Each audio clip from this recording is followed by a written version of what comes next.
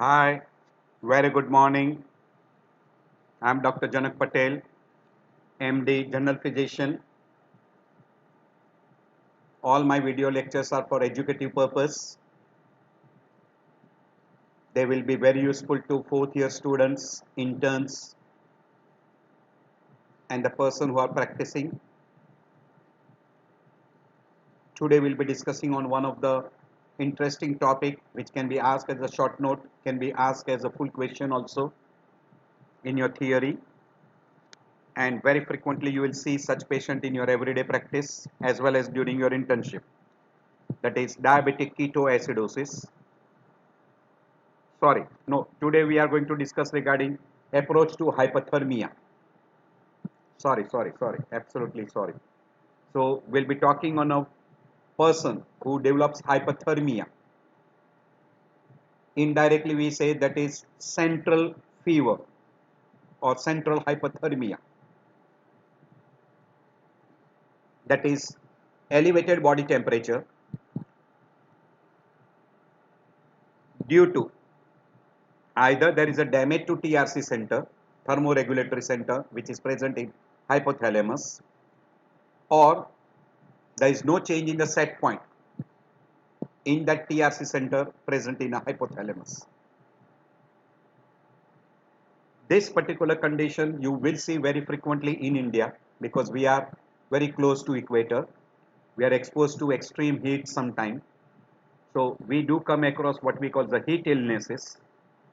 As well as once in a while you can see the person with malignant hypothermia or neuroleptic malignant hypothermia, or you can see occasionally serotonin syndrome, and very rare is endocrine induced hypothermia. As you will see some of these patients in your everyday practice, hence I've chosen this particular topic, that is approach to hypothermia. Whenever you suspect any one person, always don't be afraid for calling 108 and treat as early as possible to save the life, because mortality is very high in a person who comes across with heat stroke. Common name utilized in general we call as a heat illnesses, or we call heat stress, and there are terminology like hypothermia. We'll be discussing under these different headings as routine. So whenever a body heat production plus environmental heat, which is equal to heat gain. Now here when environmental heat becomes so much that heat gain exceeds too much above heat loss, now we develop increase in body temperature, and if this is because of environmental heat, we call that as a heat stress. While fever is an upward adjustment of the set point due to what we call as pyrogens, which can be endogenous or exogenous, and set point in TRC center of hypothalamus is adjusted upward, and hence your body temperature is being elevated. We call that as fever, and one of the pyrogens we call as a prostaglandins. While in hypothermia, it is elevated of body temperature due to damage or there is no change in TRC center. That is we call thermoregulatory center, which is present in hypothalamus. There is a second name for fever, pyrexia febrile.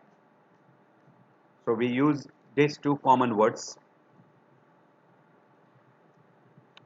We already discussed this particular part in approach to fever, but I am repeating again. Hypothermia is because of change within the body or change in the environmental heat. Set point remains unchanged or damaged, or the effector organs do not function properly.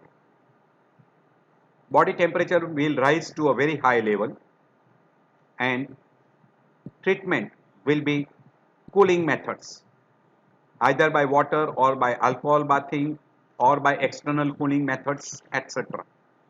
But antipyretics will not work in hypothermia. While in fever it is pyrogen which is resulting into elevation of TRC center, set point is being elevated. So set point is elevated. There is a rise in body temperature, and as soon as you give antipyretics, the temperature will come down. This is characteristic of what we call as a fever. We have already mentioned hypothermia is uncontrolled rise in body temperature because of unchanged setting of the TRC center or damage to TRC center. And in hypothermia, there are certain conditions like heat stroke. Now, this heat stroke may be exertional or non-exertional. There are a lot of terminology which are being utilized in this heat stroke, or we call heat illnesses, like heat edema, prickly heat, heat cramps, heat tetany, heat syncope, heat exhaustion, and heat strokes. The common term which we usually use is heat cramps, exhaustion, and stroke. Second group is called malignant hypothermia. Now, this particular is following anesthesia, and patient is having a genetic defect, and the most common anesthesia which is being utilized is halothane, or we call succinylcholine groups. There is a second group of disorders we call neuroleptic malignant syndrome. Now, this neuroleptic malignant syndrome is because of autonomic dysregulation and extrapyramidal side effects, secondary due to neuroleptic agents like haloperidol. There is a third group we call as a serotonin syndrome, which is secondary due to certain groups of drugs like SSRI, SNRI, MAO inhibitors, lithium, tricyclic antidepressants, etc. Now, if we just go through certain terminology in heat stress or heat illnesses, we already mentioned the three common which we utilize is cramps, exhaustion, and stroke. If you come across heat rash and heat edema, it is called mild, while heat cramps, tetany, heat syncope, heat exhaustion are major, and whenever a person goes into a stage of heat stroke, it is an emergency because it is lethal and there is a very high mortality. So it is divided into mild, major, and emergency.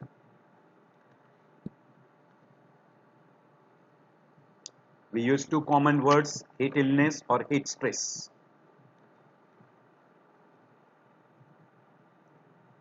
We already mentioned regarding malignant hypothermia, neuroleptic malignant syndrome or neuroleptic malignant hypothermia, serotonin syndrome. There are other groups also we call as endocrine induced hypothermia, etc. So in heat illnesses, the rate of heat production exceeds rate of heat loss. We already mentioned before, there is body heat production plus person is exposed to environmental heat, and when environmental heat is tremendous, this together accounts for heat gain. So if environmental heat is tremendously high, it will exceed much more than heat loss, and now a person develops what we call as a heat stress or heat illness, and that is because of environmental heat. We call those as a heat illnesses or heat stress, and depending upon the severity you get different words which are being utilized, and we already mentioned three common words: heat cramps, exhaustion, and stroke. There are some other terms also which will be utilized. We'll be mentioning some of those: heat rash, heat edema, heat tetany, heat syncope. These are some of the words which we'll be utilizing. These three, that is serotonin syndrome, neuroleptic malignant syndrome, and malignant hypothermia, they are put into one group called toxidromes. because they are highly dangerous and they produce high mortality, and they are secondary due to some chemicals which a person is exposed to. So they are put into a common terminology called toxidromes, toxins, syndromes. So toxidromes like serotonin syndrome, neuroleptic malignant syndrome, and malignant hyperthermia. Little idea, because we'll be talking separately on one chapter on serotonin syndrome. It is nothing else but serotonin toxicity.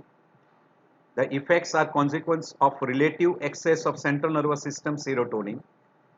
Usually this is secondary due to SSRI, that is selective serotonin reuptake inhibitors. Short form we call SSRI.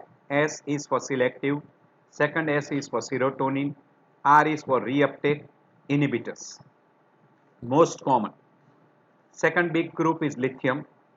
Then comes MAO inhibitors, monoamine oxidase inhibitors, amphetamines, and even pethidine can produce high level of serotonin in central nervous system. And secondary to this, the person will have CNS symptoms and signs, which is because of autonomic dysfunction and motor dysfunctions, which may develop in few hours and may be there for several days. Most of the patients are mildly affected but may escape the clinical detection.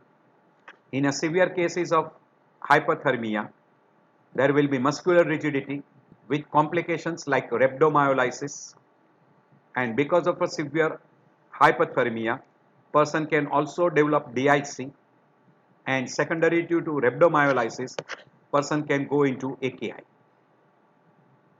Good number of conditions, they will resolve within 24 to 48 hours once you withdraw the drugs. In severe cases, underlying biochemical abnormality may rapidly improve, usually by institution of muscular paralysis. So the drugs which paralyze the muscle, so which relaxes the muscle, will improve the condition very fast. Mortality and morbidity is due to complications of the syndrome like rhabdomyolysis, increased body temperature, etc. And secondary due to that, you develop DIC and AKI.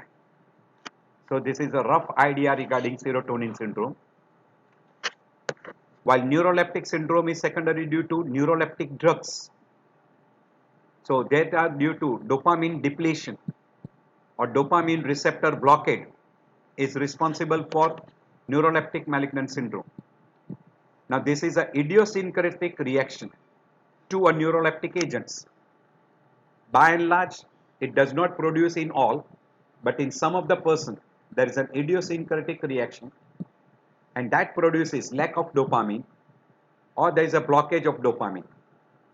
And this is very frequently associated to antipsychotic drugs, which can be first generation or second generation.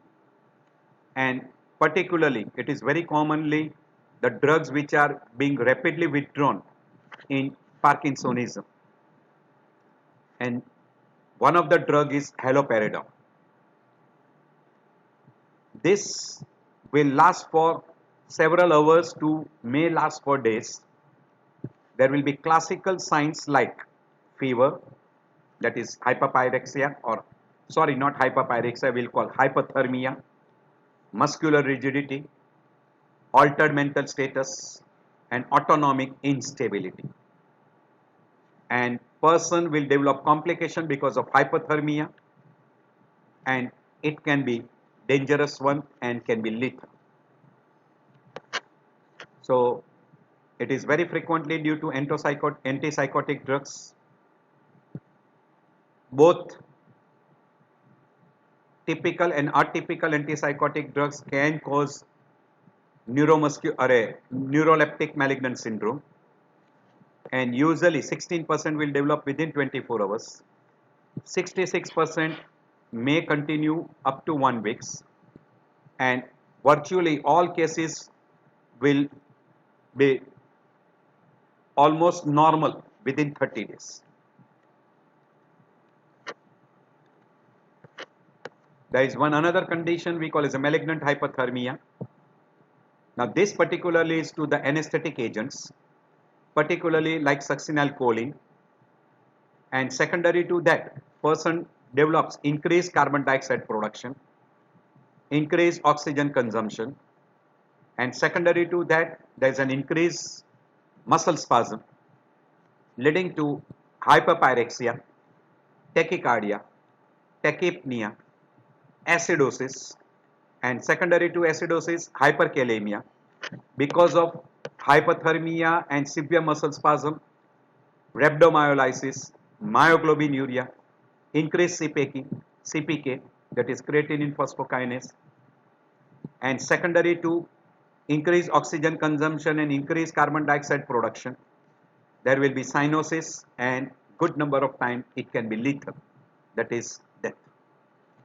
It is a life-threatening condition because of hypermetabolic disorders, secondary due to inhalant agents and succinylcholine during anesthesia. So there is a genetic probability of increased response to these anesthetic drugs. So this should be kept in mind. There are other malignant hyperthermia which are not due to anesthesia. I am just highlighting some of the headings only, which can be secondary due to porcine stress syndrome, and this is due to endogenous or exogenous stressors, and this is given a typical name we call as porcine stress syndrome. There is another which is recurrent exertional heat stroke called exertional rhabdomyolysis. There is one more conditions where there is an absence of classical triggers in malignant hyperthermia, and it is due to extreme physical activity in hot surroundings and maybe due to infectious fever. So that is called awake malignant hyperthermia. And there is one another called as Evans myopathy, which is due to a typical syndrome called as a King-Danborough syndrome, which is genetic disorders where you will have a severe elevation of CPK, and person has got a specific myopathy which is called Evans myopathy and may end up with a malignant hyperthermia. Now there is one another condition we call as a induced hypothermia or hypothermia therapy. Now this is one of the treatment which is being utilized for malignancy in association with radiotherapy. So a person is subjected to what we call as a induction of a hypothermia, which is usually local. So with a special instrument at the local site, the temperature is elevated, and secondary to that temperature elevation, there is a damage to cancer cells, and that is being utilized along with radiotherapy. It is called induced medical hypothermia or hypothermia therapy, where whole body can be subjected to heat treatment or hypothermia therapy, or you can have a deep or regional hypothermia, you can have a superficial hypothermia therapy, or you can have an interstitial hypothermia therapy, or body orifices insertion hypothermia therapy. These are all different modes in which you induce hypothermia either to the whole body or to a specific area, which is deep inside or local or superficial or into interstitial tissue or through a body orifices. These are all the different techniques. These are all different techniques. This is external, this is invasive, which is through a intraluminal, or you can use interstitial, you can subject the whole body, or you can have a deep hypothermia or localized hypothermia, etc. by using electromagnetic heating or ultrasound heating or radiant lights or thermal conduction, etc. It is one of the mode of treatment mainly for malignancy. Now we will be going through some of the conditions where you come across hypothermia syndromes. The most common in your everyday practice what you come across is a heat stroke, which you divide into two big groups. We call exertional heat stroke, which is after doing a heavy exercise in presence of external heat and or with humidity or lack of humidity. There is one another condition we call non-exertional, where a person is using some of the drugs like anticholinergic drugs, antihistaminic, anti-Parkinsonism drugs, means person is being treated for Parkinsonism, or person is using diuretics, phenothiazine groups, etc., and they develop elevated body temperature, we call hypothermia. Then we use our non-exertional heat stroke. When it is because of the drug, usually we use our drug induced hypothermia, and it is very commonly the most common drugs which are being utilized is cocaine, and the drugs which are used as neuroleptic drugs, or we call antipsychotic drugs, like phenothiazine groups, lithium, another very common anticholinergic drugs, MAO inhibitors, SSRI, but then we put them into a separate group of serotonin syndromes, where you got selective serotonin reuptake inhibitors, MAO inhibitors, tricyclic antidepressants, lithium, etc. They are put into serotonin groups.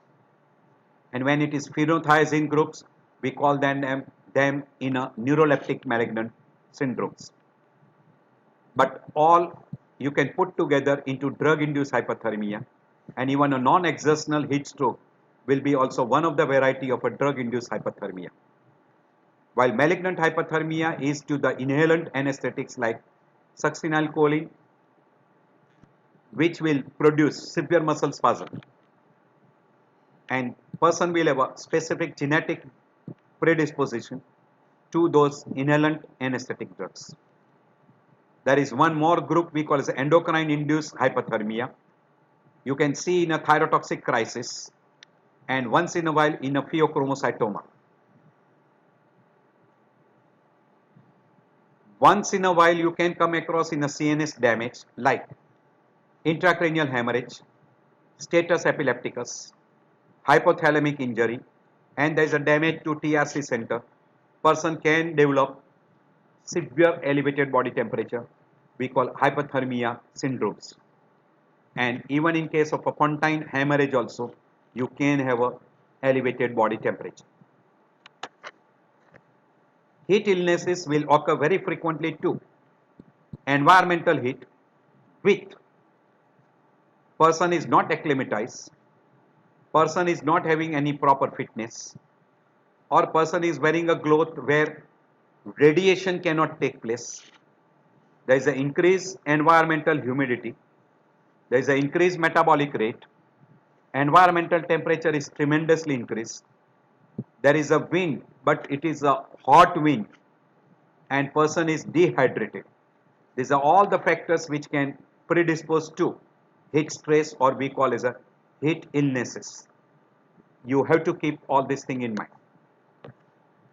So there will be good number of condition in a heat stroke. It can be exertional or non-exertional. We already told you that exertional is because of a heavy exercise and simultaneously is exposed to environmental heat, and simultaneously along with that person may be dehydrated, he may be on drugs. But non-exertional is without any exercise. Very frequently they are on the drugs like anticholinergic, anti-Parkinson, diuretic, or maybe on a phenothiazine. And when a person gets to phenothiazine, we usually use the word neuroleptic malignant hypothermia.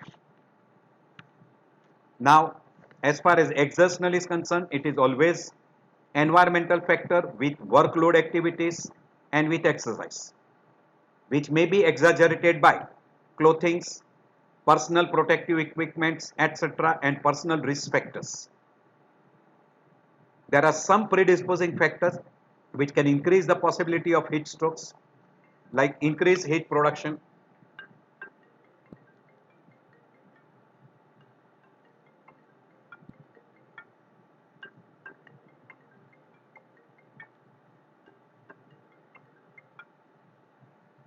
increased heat production, environmental heat stress, exertion, fever, hypothalamic dysfunction, sympathomimetic drugs, hyperthyroidism, or we call thyrotoxicosis, decreased heat loss, environmental heat stress, cardiac disease, peripheral vascular disease, severe dehydration, person taking anticholinergic drugs, obesity, certain skin disorders like scleroderma, person is consuming ethanol, or person is on a beta blocker.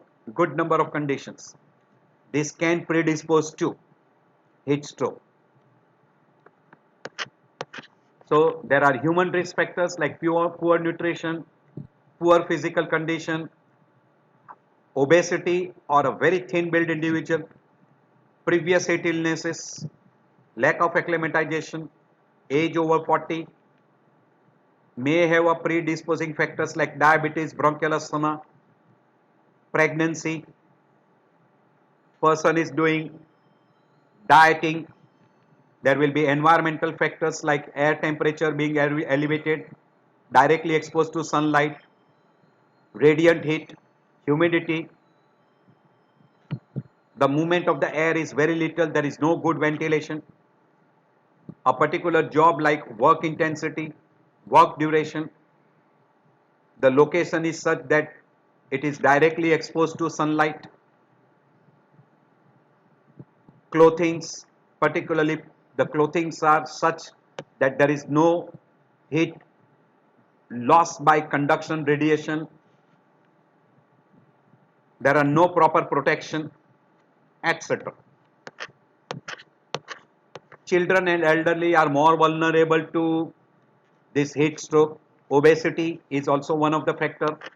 Chronic illness like cerebrovascular disease, congestive heart failure, diabetes, then infections, dehydration, certain drugs we already mentioned, anticholinergic drug, phenothiazine drugs, anti-Parkinson drugs, etc.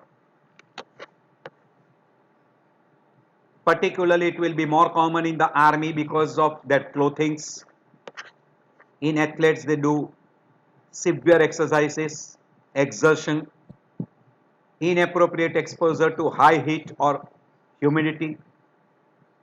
Baby is left in the car and car is in a roadside where it is exposed to extreme heat. Manual workers, pilgrims who work on barefooted without any clothings. Then certain illness like dystonia, infections, seizures, particularly status epilepticus, delirium tremens. Then we already mentioned drugs like anticholinergic, diuretics, phenothiazine, person who are taking hallucinogens or stimulants, salicylates, antidepressant drugs like MAO inhibitors, SSRI, then selective serotonin, noradrenaline reuptake inhibitors, tricyclic antidepressants, pethidine, tramadol, even amphetamine, etc. And we already mentioned patient factors, agitations, dehydration. Male are more prone as compared to female.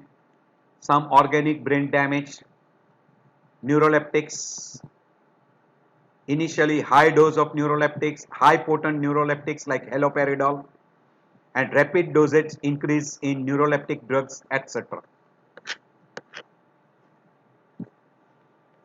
Triggering agents may be there. These are very common in a what we call as malignant hypothermia, where you are using inhalant anesthetic drugs like halothane or succinylcholine, and you may be using non-triggering agents like certain drugs like nitric oxides, anesthetics, alcohol anesthetics, muscle relaxant, non-depolarizing muscle relaxant, propofol, etc.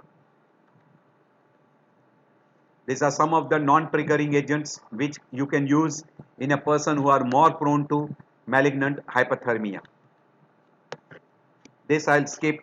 We have discussed many times and I've discussed in even in what we call as approach to fever, because when a person is exposed to extreme heat, environmental heat like summer, person is doing exertion, then this will become exertional stress illnesses, and person is having a predisposing factor. We have mentioned age, obesity, drugs, etc., dehydration. Those are more than heat loss, and then person will develop elevated body temperature. We'll call that as hypothermia. Now, when a person is exposed to environmental heat, there is a damage conducting system like atherosclerosis or diabetes.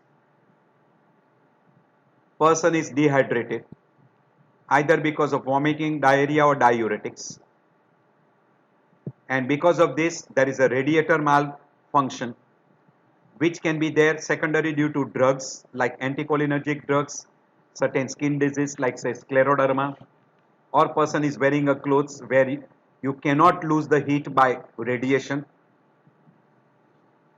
There can be thermostat malfunction like damage to hypothalamus, we call as a CNS damage like meningitis, encephalitis, intracranial hemorrhage, hemorrhage in hypothalamic area, tumors, etc., which can produce a damage to hypothalamic area, or even in case of pontine hemorrhage. Or circulation is not good, we call pump malfunction like congestive heart failure, person is on a beta blockers, and there is an increased heat production like exercise, drugs which are sympathomimetic drugs, or drugs which increases the heat production because of the action on muscle like anesthetic drugs, antipsychotic drugs, SSRI, SSNRI, or even what we call as neuroleptic drugs, delirium, thyrotoxicosis, malignant hypothermia, neuroleptic malignant syndromes, seizures, status epilepticus, serotonin syndrome, etc. And all these factors can lead to elevated body temperature. And person is exposed to environmental heat, then we call those as a heat illness or heat stress. And if it is not due to this, then it will be due to specific condition, and depending upon that we label that as malignant hypothermia, neuroleptic malignant syndromes, serotonin syndrome, endocrine induced hypothermia, where it is secondary due to endocrine causes like thyrotoxicosis or thyrotoxic crisis, pheochromocytoma, etc., or drug induced hypothermia. There will be two types of response: acute phase response and heat shock response. And secondary to that, person will have a different pathophysiology. There will be liver damage. Secondary to liver damage, there will be depletion of clotting factors, and that can lead to hemorrhage. Also, because of hypothermia, there is an activation of clotting factor, and it will give rise to DIC. And secondary to DIC, again you will have a chance of getting hemorrhage. Also, because of hypothermia, there will be endothelial damage, fibrinolysis, thrombolysis, and that will also predispose to hemorrhage. There will be hypothermia will also produce a damage to megakaryocyte, thrombocytopenia, and secondary to thrombocytopenia also there will be increased chance of hemorrhage. Indirectly, the person will have a high chance of getting hemorrhage either because of liver damage, or because of activation of clotting factor, or because of fibrinolysis, or endothelial damage, or thrombocytopenia. All these are secondary due to elevated body temperature. So, hypothermia will lead to increased metabolic rate, increased generation of reactive oxygen species. This will produce oxidation, aggregation, and denaturation of protein, and protein will be damaged. It will be intracellular damage as well as extracellular damage.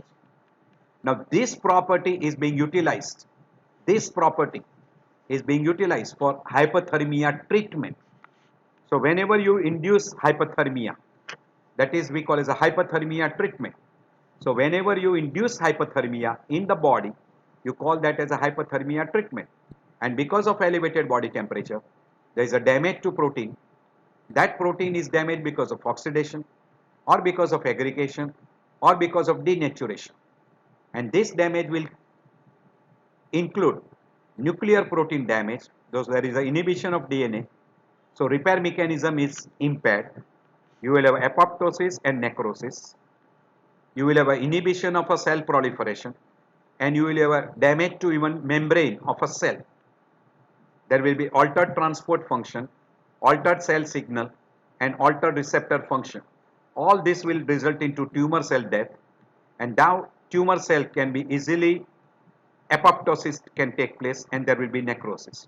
And this property is utilized to give a treatment in a person with malignancy along with radiotherapy. There is other thing which is going to happen with neuroleptic malignant syndrome secondary to hypothermia. What is induced in a neuroleptic? It is there is an altered mental status. Now the person will be developing a severe muscle rigidity. Secondary to severe muscle rigidity, there is an increased muscle metabolism, which will increase your body temperature. Now, secondary to hypothermia, you also develop severe dehydration. Because of increased muscle metabolism, there will be rhabdomyolysis, or we call myonecrosis, increased CPK, myoglobinuria, and secondary to myoglobinuria, this will be filtered by glomerulus resulting into AKI. There will be also extrapyramidal symptoms. These are all secondary due to dopamine agonist drugs. These dopamine agonist drugs, which are very frequently utilized as a neuroleptics. These neuroleptic drugs will block the dopamine or will decrease the dopamine concentration, and secondary to decrease in the dopamine concentration, you will have a hypothalamic dopamine blockage, and this hypothalamic dopamine blockage and dopamine low level in frontal lobe dysfunction, and that will produce altered mental status. It will have effect on sympathetic nervous system, and secondary to sympathetic nervous system, it will give rise to granulocytosis, incontinence, diaphoresis, tachycardia, labile blood pressure. Also, it will give rise to autonomic dysfunction, and secondary to autonomic dysfunction, adrenal medulla will release adrenal medullary hormones, and that will be adrenaline, noradrenaline, which will produce tachycardia, tachypnea, diaphoresis. There will be increased vasomotor activity, and secondary to increased vasomotor activity, it will produce tachycardia and labile hypertension. All this factor will also lead to what we call as a dehydration. Also, because of nigrostriatal, means blockage of the striatum, substantia nigra, that will lead to extrapyramidal symptoms, and in extrapyramidal system there will be tremors and there will be muscle rigidity. So this is a vicious cycle, mainly because of those neuroleptic drugs which will block the dopamine, and dopamine level will be lowered, and this is what will be happening in a neuroleptic malignant syndrome.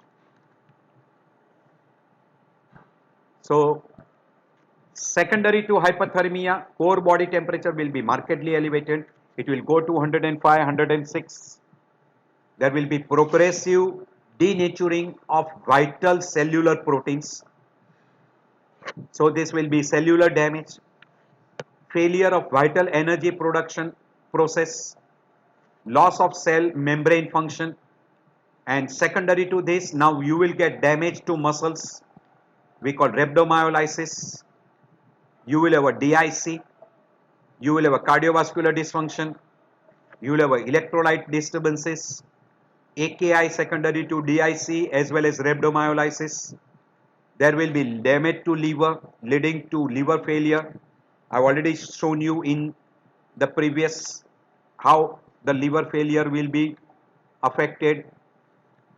We have already shown you here depletion of clotting factor and hemorrhage.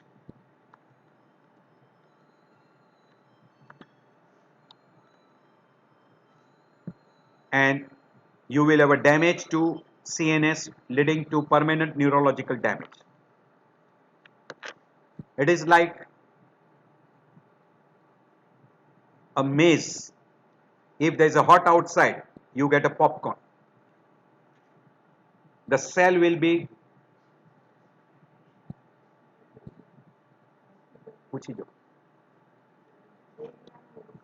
and how severe it is. So you will have to decide accordingly to that. A person will have a heat illness or heat stress. Mainly we use the three common words: heat cramps, heat exhaustion and heat strokes. But we'll be using some of those words. શું કહ્યું?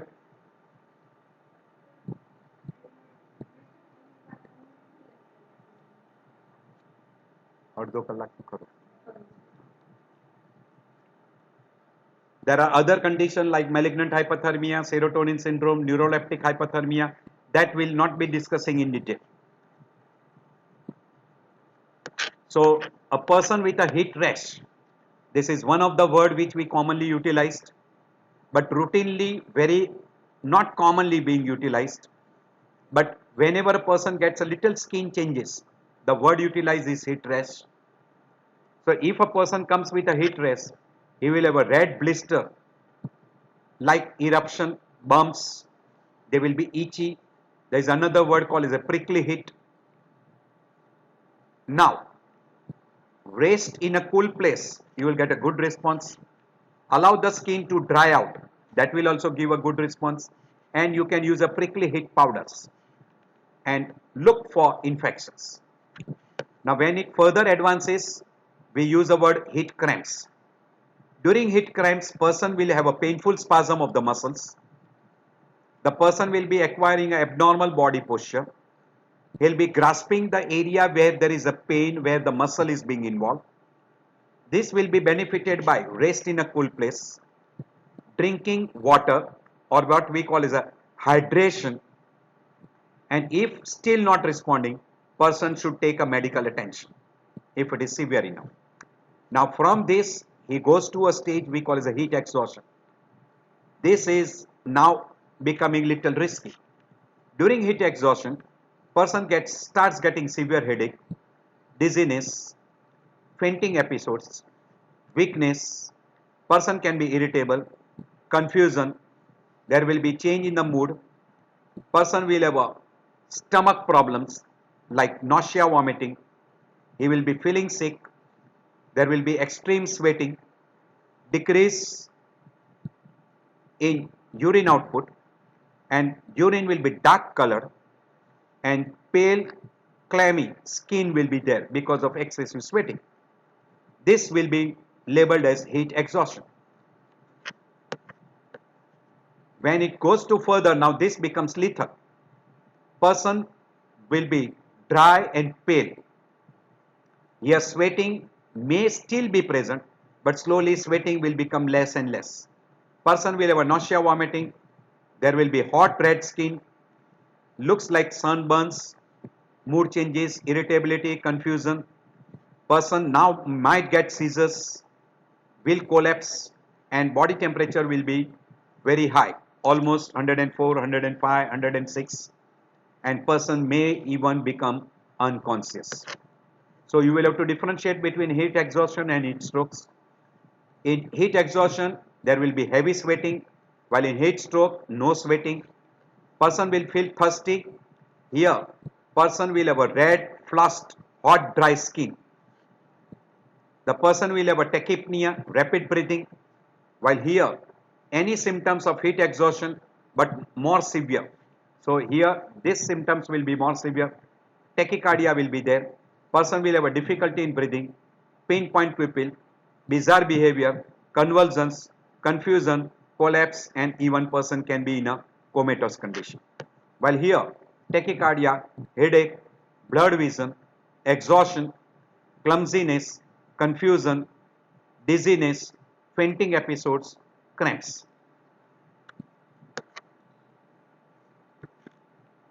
Classical heat stroke and exertional heat stroke. Meaning itself is very simple. Exertional is usually after a heavy exercise, so it is more common in young individual. It is sporadic. Usually there is no predisposing factors. They are rare. Weather may be variable. Usually acid-base balance, there will be respiratory alkalosis plus lactic acidosis because of heavy exercise. Rhabdomyolysis will be more common in exertional. There will be renal failure and DIC will be more common in exertional variety. And hyperuricemia will be also marked in case of an exertional heat stroke. While in a classical variety, it is usually seen in an older individual. There will be very frequently epidemics. Predisposing illness are quite common like diabetes, heart failure, etc. There may be heat wave. Very frequently they develop respiratory alkalosis because of hyperventilation. Rhabdomyolysis is not common, DIC is not common, AKI is not common, and hyperuricemia may be, then it is mild variety. So same difference. In a classical variety, there will be predisposing factor like medications, old age, sedentary lifestyle, heat wave is a very common factor. Person is usually dehydrated, anhydrosis. Person may be normoglycemic. CPK will be mildly elevated. Person might have oliguria, mild acidosis, and calcium level will be normal. While here on exertional, healthy individual, younger person, after exercise, sporadic, diphoresis is quite common. Person will have hypoglycemia, DIC, rhabdomyolysis, and AKI is very, very common. There will be severe lactic acidosis, and person might have even hypocalcemia and hyperuricemia, quite common. This slide I already put in what we call as fever, approach to fever, that as the fever rises, the mortality is very high. If the temperature goes above 106, the chances of mortality is very, very high. It is lethal. So exercise associated collapse, they say EAC, or you call exercise associated hypothermia. So person will have a nausea, vomiting, malaise, dizziness, history of collapse, tachycardia, orthostatic hypotension, body temperature will be close to 104, 105, and neurological functions will rapidly return to normal in this exercise associated collapse. Treatment for that is rehydration, but rapidly rehydration should not be done. Usually if you ask the person to lie down in supine posture, take rest and oral fluids, that is more than enough. IV rehydration is rarely required in this particular group, and if you rehydrate them very fast and you give a little volume overload, it may end up with hyponatremia and it increases the ADH level in the blood. In case of what we call as a neuroleptic malignant syndrome, fever, muscle rigidity, altered mental status, and autonomic instability are the characteristic of neuroleptic malignant syndrome. This is common in all. Muscle rigidity is very specific in neuroleptic and malignant hypothermia. In both, there will be severe muscle rigidity. There will be altered mental status because of neuroleptics like drowsiness, confusion, delirium, and coma. And in autonomic instability, you will have a fluctuation of blood pressure, tachypnea, tachycardia, diaphoresis, pallor, incontinence, etc. So when you get these four things together, indirectly we say that if any person who comes to with altered mental status, severe muscle rigidity, following a neuroleptics or following anesthesia, suspect malignant hyperthermia.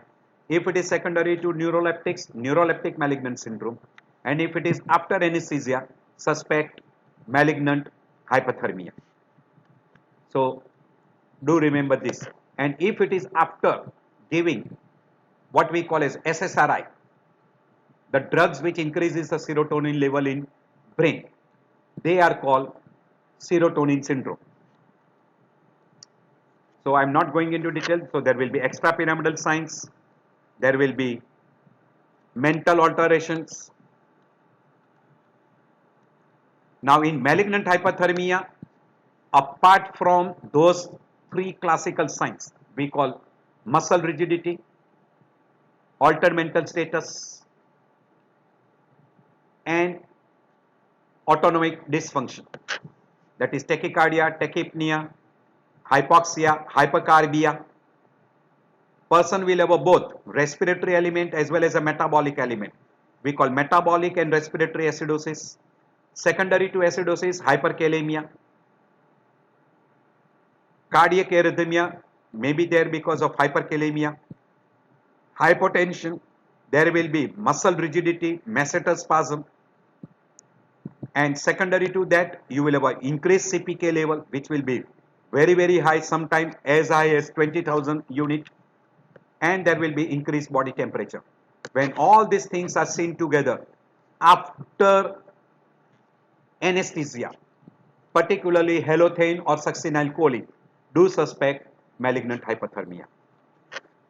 And in a late stage of malignant hypothermia, you will have a metabolic and respiratory acidosis, CPK will be markedly elevated, hyperkalemia, hypercalcemia, myoglobinuria because of rhabdomyolysis, cardiac arrhythmia, DIC, liver damage, even AKI, pulmonary edema, and very frequently you will have a lethal outcome like death.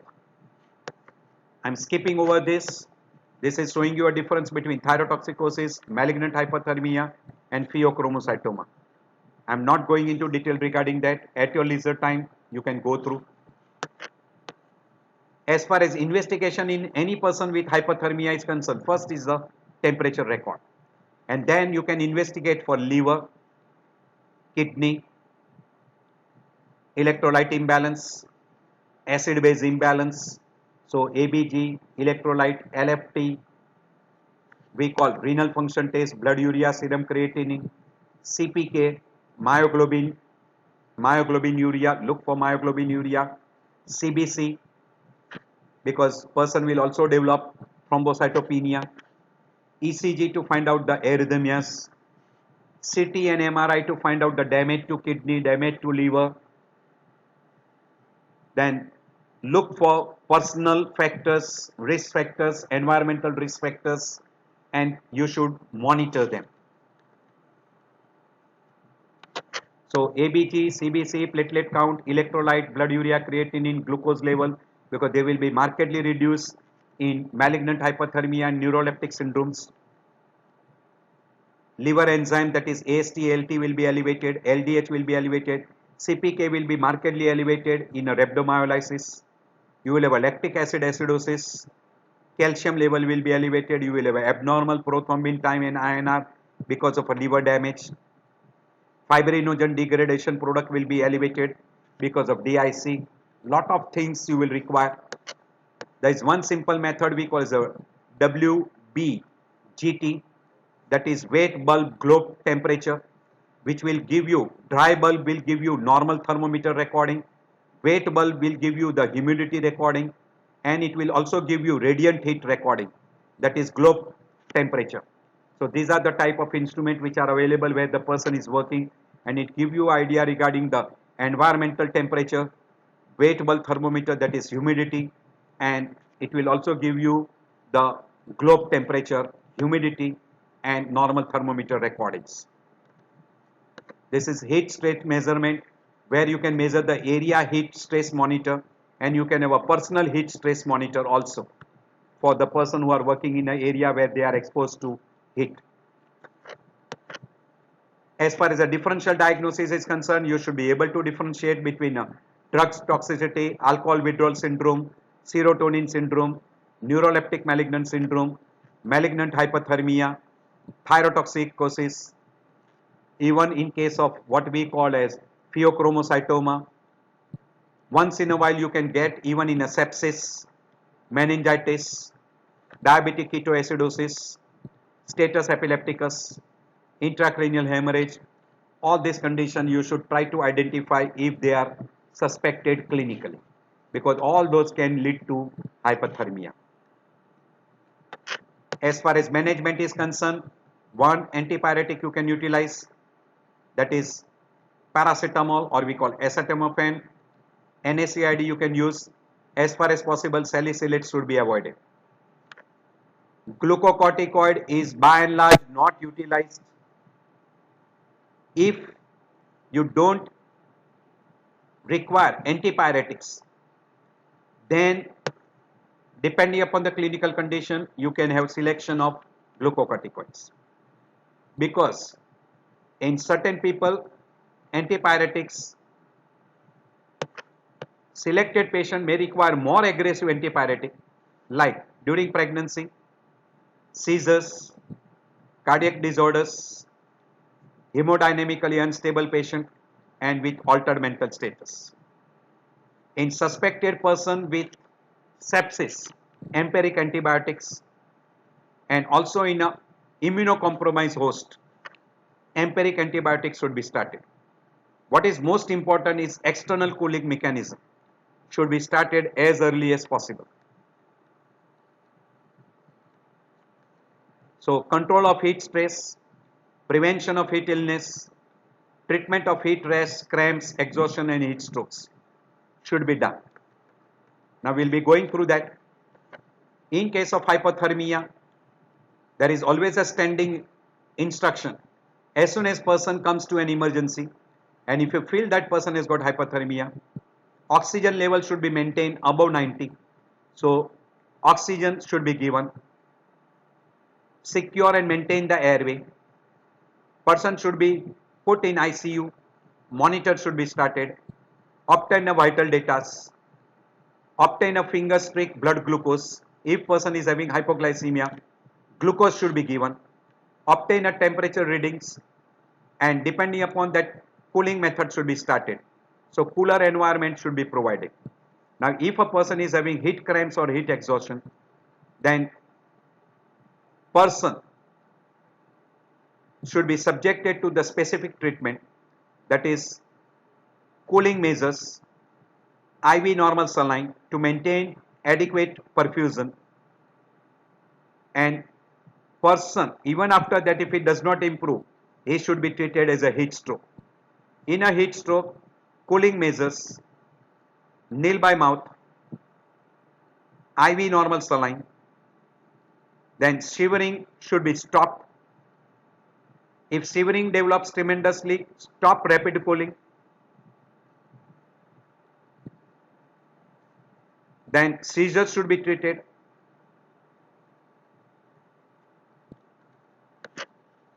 Cooling method can be external cooling method, ice water immersion, or cooling pads, external environmental cooling, ice packs in axilla and groin, cooling blankets. If does not improve, then peritoneal lavage, rectal lavage, gastric lavage, or even a cardiopulmonary bypass. These are all invasive.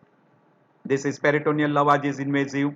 Even they put the cooling water in a pleural cavity, cardiopulmonary bypass, etc.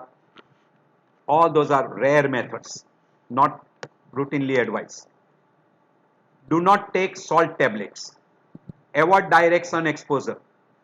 Use the shade or shift them to a cooler area. Avoid strenuous outdoor activity during a heat stress period. Light color or loose clothing should be used. Increase carbohydrate intake and decrease protein. Hydrate, hydrate and hydrate, and avoid alcohol. These are all preventive measures to reduce the chance of heat exhaustion and heat stroke. So always they say that drink more water, find a cool place immediately, loosen your clothing, lie down with your feet raised, and use the fan or air conditioner if possible. If you want to stop person going into heat exhaustion and then into heat stroke. So ice packs, fan, elevated foot. Most simple, which can be done very easily. So use ice packs, fan and elevate the limbs. Again, for prevention of heat illness, hydrate, hydrate and hydrate. Avoid sugary drinks, coffee, tea, alcohol, and do not wait for drinking water. Hydrate at regular interval. Don't use these beverages for cooling purpose. This is one of the method of cooling. Avoid all those different products which are available in market. This is a treatment for sunburns, skin lotion, topical anesthetic. And for prevention, limit sun exposure on a bare skin area. For heat rash, again treatment is local applications. And for prevention, keep skin dry, keep skin dry and clean, loosen the clothing, drink more water and should be very less amount of salt if cramp persists. And during heat exhaustion, first aid treatment, remove clothing, cool the victim as fast as possible and call the emergency. And we already mentioned in a heat stroke that victim should be shifted to an ICU. Do not give a liquid if the person is unconscious. Allow the body to become acclimatized to your surrounding and then you can do all cooling methods, etc. In case of central hypothermia, you can use medication like bromocriptine or even baclofen. An intravascular cooling device can be utilized. In case of neuroleptic hypothermia, stop the offending drug. That is the first thing to be done. And then all treatment is like any hypothermia. I'm skipping over the drugs which you can utilize is dopaminergic agents like bromocriptine, amantadine, all those groups of drugs. Benzodiazepine, clonidine can be also utilized. An external conic method. In malignant hypothermia also, stop the offending agents and treat as hypothermia. So it should be treated as an hypothermia like all other and call 108. If a person develops hypotension, IV fluids if a person is hypovolemic, you might require a catecholamines if a person is still not having a blood pressure which comes back to normal, and continue with the cooling techniques. Observe for at least 24 hours in ICU while you are treating for hypothermia, acidosis, hyperkalemia, or if a person has got arrhythmia, because these are some of the common things which happens along with hypothermia. So person should be taken care for acidosis, hyperkalemia and even arrhythmia. This should be taken care along with treatment of hypothermia. Now there are certain complications which are quite common. Secondary due to hypothermia is DIC. One of the cause of hypothermia is sepsis. Person of hypothermia can develop pulmonary edema, ARDS. Rhabdomyolysis and rhabdomyolysis can end up with AKI. You can develop a liver damage and person can go into acute hepatic failure. As far as CNS is concerned, you can have a damage to CNS. Person can have seizures, coma, and irreversible damage. In cardiovascular system, arrhythmia, shock, and person can die because of cardiac arrest. We already mentioned all these conditions. Person can develop an electrolyte imbalance like hypokalemia, hypernatremia, hyperuricemia, hypoglycemia, lactic acid acidosis, hypocalcemia, hyperkalemia. All these are permutation combination, DIC, thrombocytopenia, bleeding tendency, and you can go through all this in detail. That is vital signs changes, muscular changes, CNS, cardiac, pulmonary, renal, GI tract, metabolic, hematological. We already mentioned all before. So after exhaustive your lecture, I end my lecture here. I hope this lecture will be very helpful to you in your everyday practice. Once in a while you will come across, because in India heat stroke is quite common. If you diagnose them early, you can save the life. So I feel this lecture will be helpful to you. If you like this lecture, please press button like, subscribe, press bell icon so you can get a message next time when I upload other videos. And if you feel this lecture is helpful to you and to your friends, you can share with your friends also. So I thank you all for taking out time. I know that your time is valuable and I appreciate you for spending some of the time with me. See you in the next lecture.